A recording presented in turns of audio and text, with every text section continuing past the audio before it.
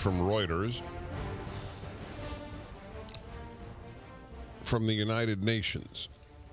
Okay, this is not coming from a conservative source or worldwide news network of Reuters. United Nations. Hundreds of thousands of children could die this year due to the global economic downturn sparked by the coronavirus pandemic, and tens of millions more could fall into extreme poverty as a result of the crisis.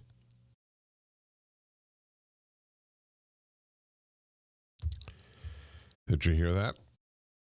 Tens of millions can fall into extreme poverty. I wonder if this was reported on CNN. I mean, this is from the UN. They love the UN. Comes from Reuters. They love Reuters. Did CNN report this? I don't know the answer. If I had to bet my house, I would say they didn't.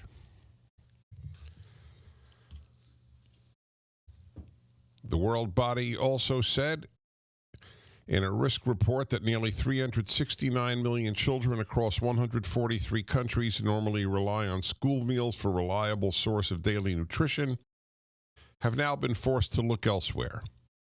369 million children. You think they'll all find food elsewhere? Of course you don't. More. In the words of the UN report, economic hardship experienced by families as a result of the global economic downturn could result in hundreds of thousands of additional child deaths in 2020.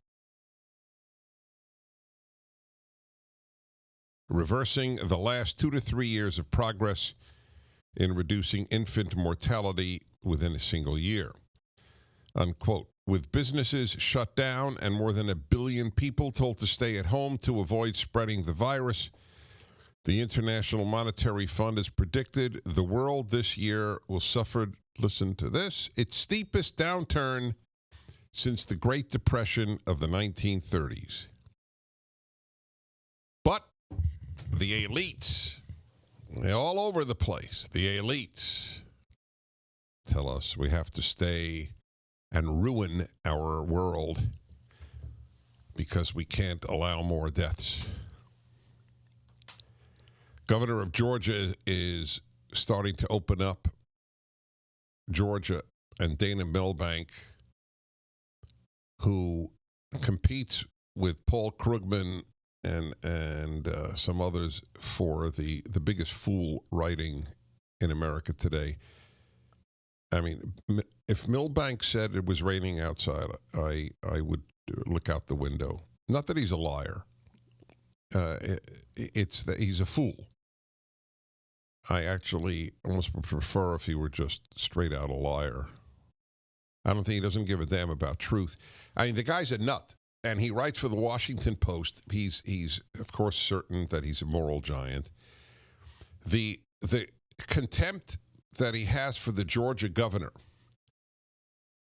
is astonishing. He says instead of the peach tree state, it will be the Petri state, as in Petri dish. See?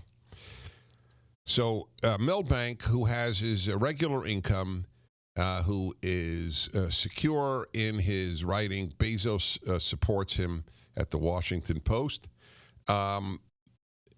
He's telling others, if your life goes down the tubes, I, Dana Milbank, am totally at peace with that fact because I know I'm saving lives. So, but you're not saving lives. Ye who claim to care about the rest of the world, you're not saving lives. You might be killing more than you're saving, if this UN report is to be believed. The UN said an estimated 42 to 66 million children could fall into extreme poverty as a result of the coronavirus crisis this year.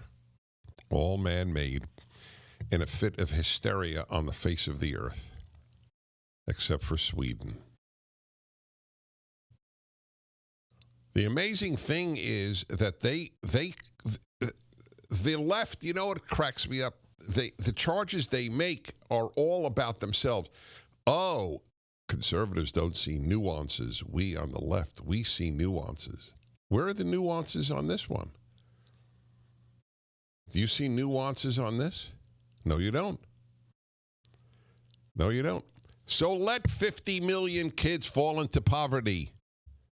We are going to lower the death rate in America. That's what they say. I acknowledge, you see, we are more mature. Conservatives in general are more mature than leftists. It is in terms of the way they think and approach life. I'm not talking about how they treat their wives or kids. I have no judgment on that. The mature individual understands there's a price paid. That is the essence of adulthood, to understand that there's a price paid for everything.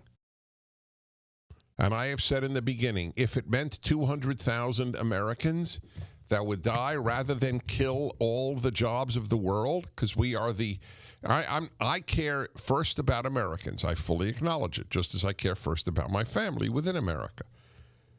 But then I do care about the world. And if 60 million kids going into poverty and millions dying because of this, and only God knows what upheavals this will lead to, and more death and chaos on Earth, because of epidemiologists predicted 2.2 million deaths in the U.S. and whatever it was in the U.K. Now you'll say, "Oh, so every country's wrong, and you, Prager, are right." Yeah, that's right. And Sweden is the only exception. That's correct. I think there was a mass panic. People did not weigh the consequences of what they're doing. I didn't oppose it just for a week or 2 or 3, but going on. But between the hysteria of the media and the experts, for whom I have no respect in terms of policy, zero. I agree with Buckley. I'd rather be governed by the first 2,000 names in the Boston phone book than by 2,000 Harvard professors. There is no relationship between expertise and wisdom. None. Zero. You can be very wise and you could be a big fool. Okay? I don't want doctors making policy. I want doctors making surgery.